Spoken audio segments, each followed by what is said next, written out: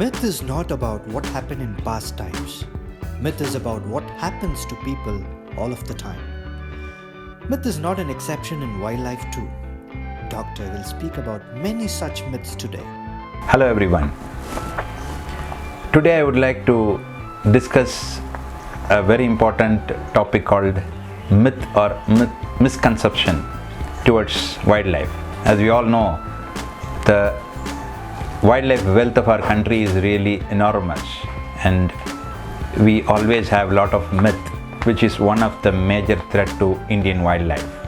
So I strongly believe even a wildlife veterinarian's contribution towards this myth and its scientific clarity about that will definitely give some kind of holistic approach towards the conservation, and we can definitely have a better future for next generation. India, with its rich biodiversity, has got a wealth of folklore, myth and misconception surrounding the wildlife. These myths are though culturally rooted, but it gives different perspective and a bad perspective from the public point of view with respect to their behavior and their ecological need, and sometimes badly portrayed the bad omen about these specific wild animals. So I just wanted to give some examples which is very common myths prevailing in India. The first one is man eaters or man killers and tigers. So as we all know that they are carnivores, and the myth is they believe to inherently kill people and eat people. The fact is they are carnivores, and when they get injured or when sometimes they were thrown out of their territory when they were older or geriatric in condition with ill health or some kind of bodily disability, then they look for easy prey. So they don't have any predatorial ambition to attack people, or they won't carry the inheritance of these particular behavior generation after generation. The second myth is snakes, or especially cobras, drinking milk. And also sometimes cobras are carrying some valuable stone on their head. The fact is that no reptile carries any kind of stones, or especially precious stones, which will give good fortune to the people. And though the snakes are carnivores, they don't have the enzyme to even digest the milk. So when they get dehydrated, they always go for some liquid, and especially water or sometimes milk. But milk is harmful to the animal, and their ecological importance for the nature is they always control the rodent population. So there is no way that the milk is a preferred food of cobra or even any snakes. Again, it was always culturally embedded, so that's why people feel in different religion, and there is no scientific background behind this. The other myth is owls are a symbol of bad luck, but the reality is they have again their ecological contribution in the nature, and they control insect population. Also they are nocturnal, so we should understand their natural behavior. And the reason why I am narrating different myths, where the wildlife veterinarian should also be a part of it to give awareness to the public or even to kids, so that they won't carry forward such kind of unscientific information towards these animals, and that will lead to harmful activities or even approach towards the animal, whether it is keeping them illegally at home, or keeping them to kill and keep some body parts of the animal, or it leads to poaching. All can be curtailed when the younger generation or even the civilian should understand the scientific background of these animals and their behavior and their contribution towards the environment. Only then this myths can be completely avoided or killed or even removed from the system. And the other myth is hyenas stealing bodies and then digging graveyards. The reality is, as we all know, that hyenas are scavengers, and they always look for dead animals. they never look for human babies or human bodies. The natural or even ecological contribution towards the scavengers are they clean the environment, because there are a lot of dead bodies or carcasses of the animals here and there died, whether maybe due to intra-species aggression or even sometimes due to some issues or old age, whatever may be the reason.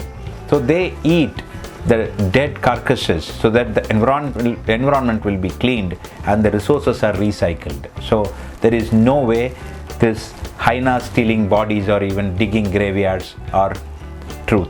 The other myth what I prepared was the peacocks feeding on raindrops. As we all know, peacock is a wonderful and beautiful bird, and they also need water, and they will look for water sources to rehydrate themselves. It is not that they will be catching raindrops and then drinking the water. And also some believes the peacock cries creates bad omen. There is no such fact. The reality is they are again omnivore. They do a lot of pest control, and all the small creatures in the field always ensure that there is no insect-based transmission of any kind of plant diseases or even pollination-related issues can be avoided. The other myth is leopards and witchcraft.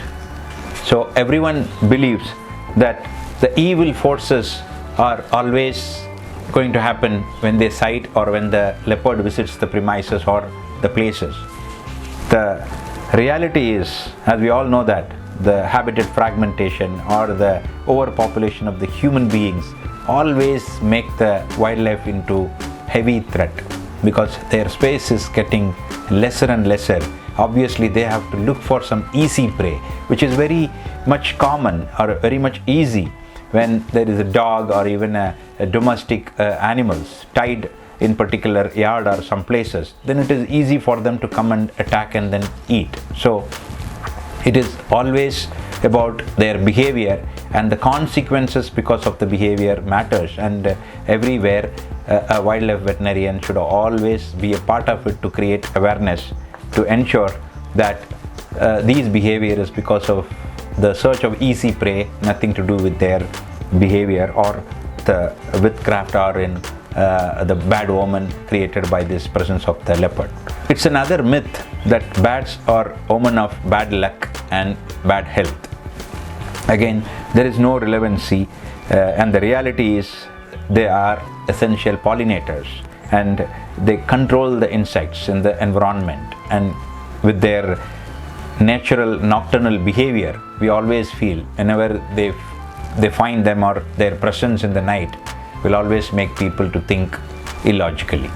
But that is again their natural behavior, one should understand, and there is no such omen of disease or bad luck exist whenever the bats are coming into picture. The other myth is elephants with reversed tusk or even a crossed tusk is an aggressive or unpredictable individual, which is definitely untrue, because it's again an anatomical difference that whether it is a crossed or even a reversed tusk or a direct tusk, they still carry the same amount of aggression when they were provoked or when they were really surprised in the natural forest or a natural habitat. So this shape or direction is definitely not a coincidence or not a result of any such kind of aggressive or cursed nature. So one should understand that, and we have, as a wildlife vet, we should definitely have a very good information, scientific information to alleviate such kind of myths, because without having a scientific information, people tend to take such kind of myths, and then that will definitely give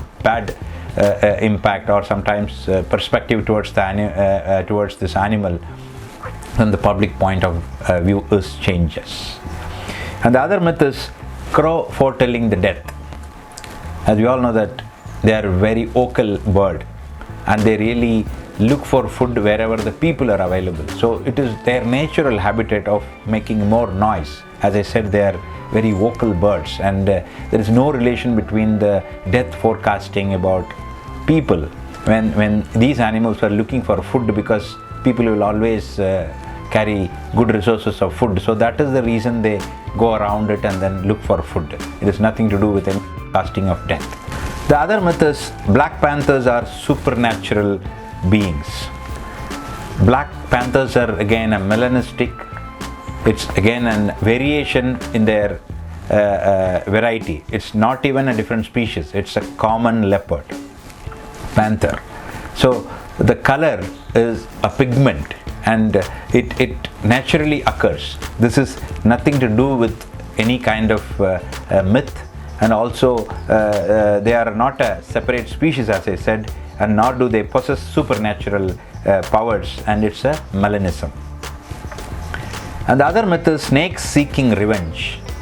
So the myth is they always feel that once the snake teases you, or when you are teasing or harming the snake, they capture your image and keep it in their brain, and they will come back and revenge either you or your family members, which is absolutely a nonsense. That they don't carry any such kind of memories. And the bad part of it, they see whatever the snake and they always kill them, thinking that this was the snake was harmed some time back or some years back. So it's definitely a wrong perspective from the public, and they don't have such kind of cognitive skills to remember all those family members and coming back and killing people. So it's absolutely a nonsense and unscientific way of approaching these animals.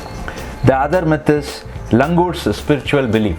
Again, as I already mentioned, there are a lot of such beliefs are embedded culturally. So it may be a procrastination of some god, but still it's nothing to do with the reality, because they play a very important role in controlling the environmental food challenges, or even sometimes creating food balance within the ecosystem. And sometimes they spread the seeds to propagate more fruit bearing trees and a lot of shade bearing trees. So it is a kind of contribution what they do, but I don't know where from the spiritual belief came that these langurs are creating some kind of divinely creatures in the village.